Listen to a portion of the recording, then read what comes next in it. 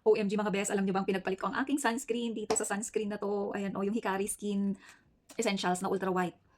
Kasi meron akong ka-work, tuwing nag-uusap kami, sobrang bango niya. Then tinanong ko siya kung lotion ba yung gamit niya, lotion o kasi mostly lotion, perfume lotion or pabango. Ang sabi niya is, sunscreen lang daw niya, yung ginagamit ng sunscreen. Di syempre tinanong ko kung anong sunscreen yung gamit niya. And then sinabi niya nasa anak daw niya.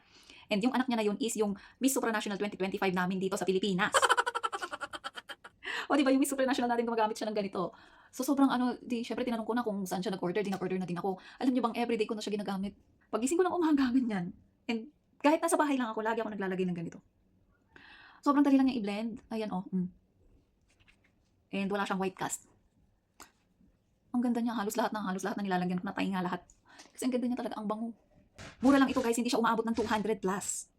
So ayan, ito na yung kung kayo din ay naghahanap ng magandang sunscreen na kagaya ko, ayan. Dito na ako mag-stay. Charot.